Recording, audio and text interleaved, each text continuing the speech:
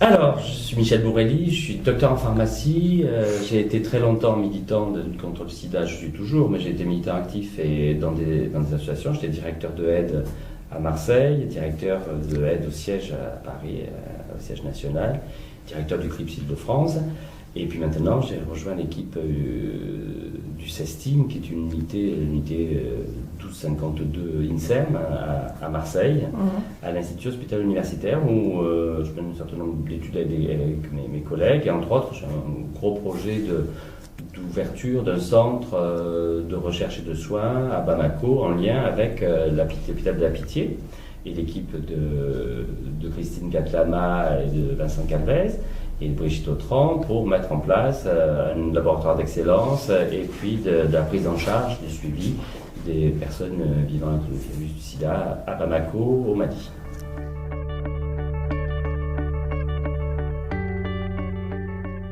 Alors, il y a eu beaucoup d'avancées dans le problème de la lutte contre la stigmatisation et la discrimination, pour avoir raison qu'il y avait tellement et rien n'était fait qu'effectivement on s'aperçoit qu'il y a eu de grands changements. Il y a eu de grands changements parce qu'il y a une prise en compte, entre autres, et ça date de 2006, donc la première prise en compte date de 2006, à Toronto, à la conférence internationale de Toronto en 2006. Il y a eu une communication en plénière en disant que les poches de résistance et tout, là où on avait des problèmes et il fallait faire avancer les choses, c'était sur certaines populations clés, et entre autres les homosexuels en Afrique. Et alors là, d'un seul coup, on a découvert qu'il fallait avancer. 2008, ça a été à Mexico. Là, pour le coup, on a beaucoup avancé sur la visibilité d'Africa Gay, qui a été créée un an avant, en 2007. Donc oui, il y a eu beaucoup de choses qui ont été effectuées. Il reste encore beaucoup de chemin à parcourir parce qu'on part de très très loin. Il faut quand même voir qu'en Afrique, dès le début, si on a pris du retard, c'est qu'en Afrique, on ne voulait pas entendre parler de sida, parce que le sida était très lié dans tous les autres pays, enfin, dans ce qu'on appelle le monde riche, donc, et les pays du Nord, était lié à l'homosexualité, à l'usage de drogue, essentiellement, et que du coup, les Africains ne voulaient pas entendre parler en disant qu'il n'y avait pas d'homosexuels dans leur pays. Donc du coup, tout ça a pris un retard de plusieurs années dans la lutte contre le sida. Et on se retrouve dans des situations où il y a des pays qui ont des taux de prévalence qui sont très très élevés, même dans l'Afrique subsaharienne, l'Afrique de l'Ouest, en Côte d'Ivoire, au Cameroun, et dans certaines populations, il y a des villes comme Yaoundé ou Douala, où on dépasse les 25, 35, 40% de personnes séropositives parmi les homosexuels. Donc du coup, bien sûr que du travail a été fait, mais il reste beaucoup de chemin à faire, alors que nous avons toutes les connaissances pour pouvoir arrêter l'épidémie de VIH dans le monde. On sait que l'un des facteurs qui est un grand frein à cette réussite, c'est justement la stigmatisation des populations les plus vulnérables, les plus à risque de rencontrer le VIH, qui sont effectivement les hommes qui ont des rapports homosexuels, les professionnels du sexe, les usagers de drogue, les détenus. Et si on n'arrive pas à arrêter cette stigmatisation, cette discrimination qui continue à galoper dans tous les pays, on n'arrivera pas à arrêter l'épidémie.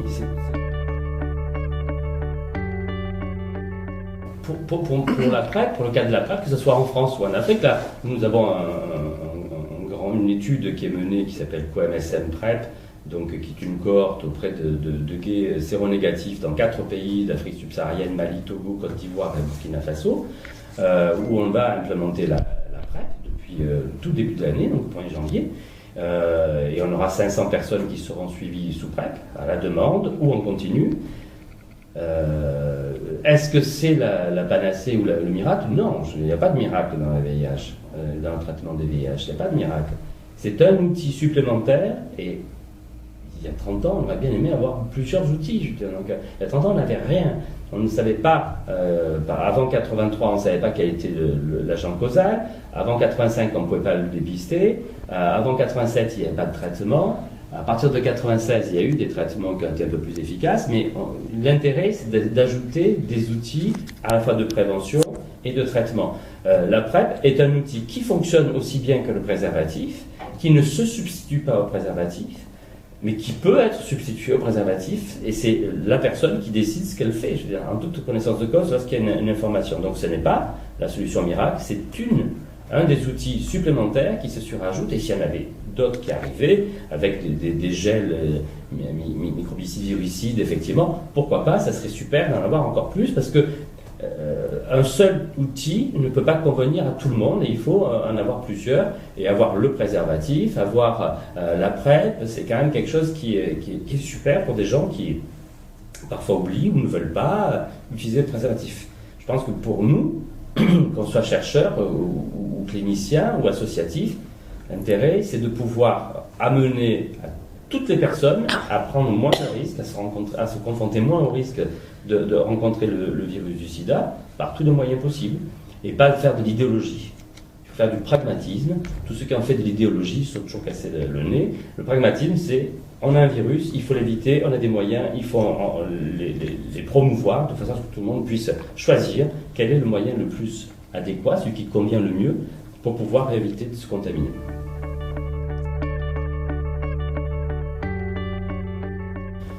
Le grand apport de la Fravie, c'est surtout sa langue. On parle en français, on échange en français, c'est la seule conférence qui soit en français, et c'est capital. C'est capital parce qu'on a beau parler anglais, c'est très difficile lorsqu'on est francophone, vraiment francophone, de comprendre y compris le mécanisme.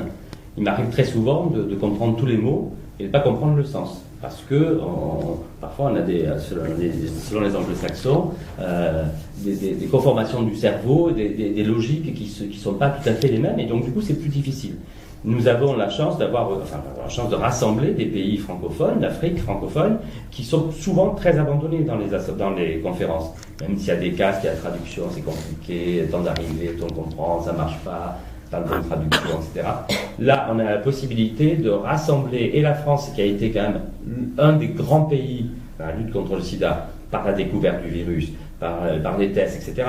Donc c'est quand même un pays qui est en pointe en termes de lutte contre le sida, l'est toujours, est aussi le chef de file d'une pratique particulière auprès des usagers de drogue, avec la substitution, mais aussi avec la PrEP. Quand même, la France a été le deuxième pays à autoriser la PrEP et à la rembourser, et à faire une grosse étude, donc, grâce à la NRS, hyper gaie, sur la PrEP à la demande.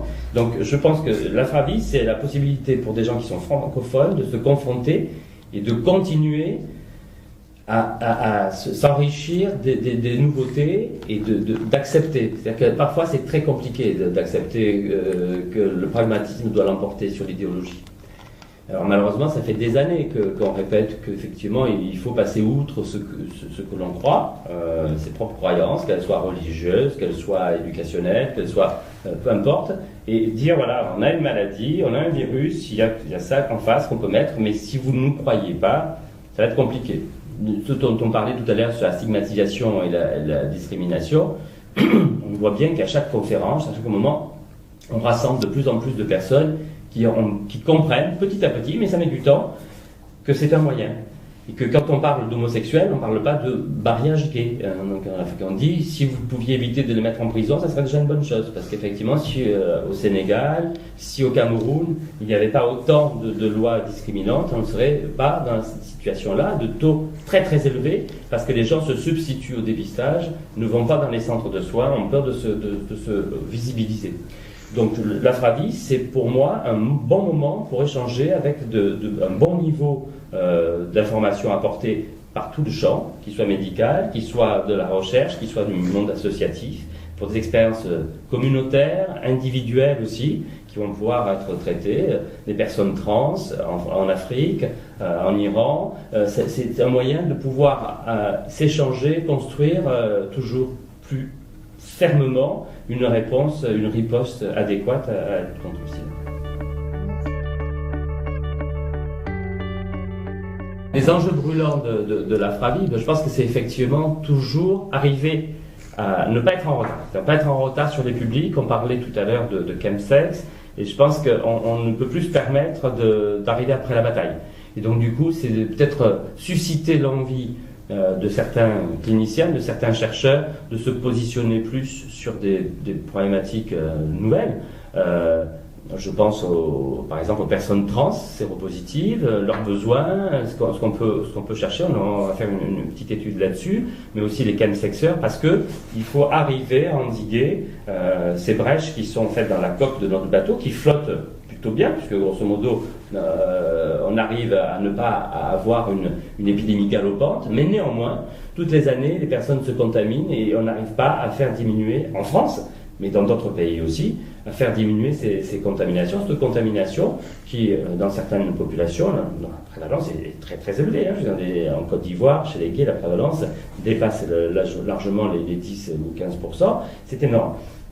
Donc du coup, il y a une nécessité d'être aux aguets et que l'Afravi, ce soit un moment d'échange sur ce qu'on peut mettre d'ici 2 ans en place et réfléchir à de nouveaux projets avec le soutien de nos bailleurs qui connaissent bien le sujet aussi, donc la NRS ou l'INSERM, etc. Donc je pense que c'est ça, c'est être aux aguets et échanger.